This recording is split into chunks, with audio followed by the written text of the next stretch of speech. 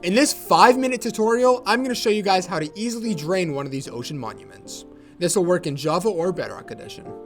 Clearing out and draining an ocean monument is not an easy task. It takes thousands of blocks, hours and hours of time, but if you follow this tutorial, I'm going to break it down into 3 smaller bite-sized steps: killing the Elder Guardians, making the perimeter, and clearing out the water inside. So like I mentioned, we have to first kill the Outer Guardians. Now there's 3 of them. At the front, they're right there, and then right at the top as well. Once you finish doing that, we can move on to step number 2, which is making the perimeter. Obviously, you can do whatever shape and size you want, but I'm gonna go with the circle for this tutorial. The first thing you wanna do is actually come to the middle of the monument, build up to the surface of the water, and place 4 blocks right over top of the center.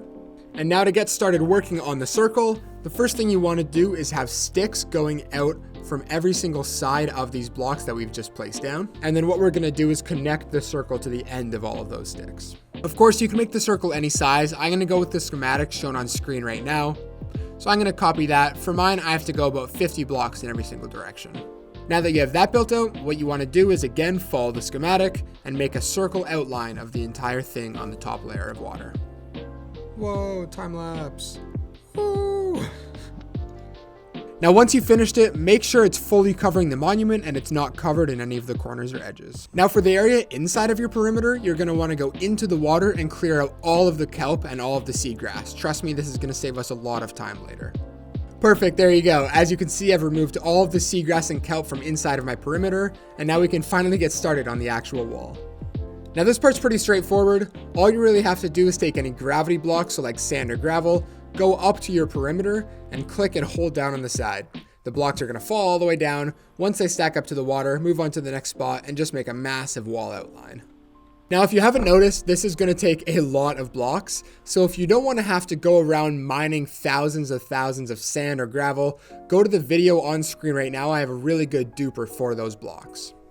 And there you go. Now I have my sand wall going all the way around. And now what we can do is break the outline, leaving us with just the sand wall. Once it's looking like this, we can finally get on to the third and final step, which is removing the water inside of this area. Now removing the water is actually quite simple. All we do is take this bigger area and split it up into smaller parts. So 4 from the furthest point, we're gonna make a wall going all the way down. Now this wall is gonna be 4 water blocks away from the furthest point of your circle. Now if you want a quicker way to do this, it's faster on Java, but it works on Bedrock as well, is you can actually make this block pusher that will push the blocks in and have them fall down for you, so you don't have to manually make the wall. So make a line of blocks coming down here, doesn't matter how long it is. 1 from the water, place a piston with an observer facing into it, make sure the arrow's facing in. Then come 1 block away and place another observer facing at that. A sticky piston on that observer, and then a redstone block behind there. And as you can see, if you're playing on Java, the piston kind of starts going crazy. On Bedrock, it doesn't do this as fast, but it's still a useful trick to use. Now this part's easy. All you do is take your gravity block, click and hold here, and the blocks get pushed down for you.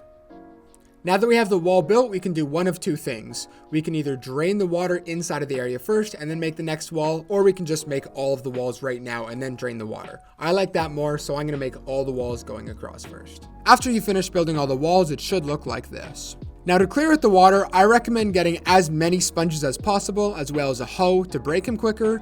And then you're also gonna wanna bring some obsidian and a flint and steel, and I'll tell you why in a minute. So first of all, to drain the water, obviously you place the sponges inside of one of the sections, making sure to drain the water top down. Now that we've got this area cleared out, we need to take our wet sponges, because they don't work in the water anymore, and place them inside of the nether to turn them back into their normal sponge form. All you have to do is place the wet sponge in the nether, it dries up, you can see the smoke come off the top, and it turns back into the sponge. Then you can go back through the portal and go back into the monument.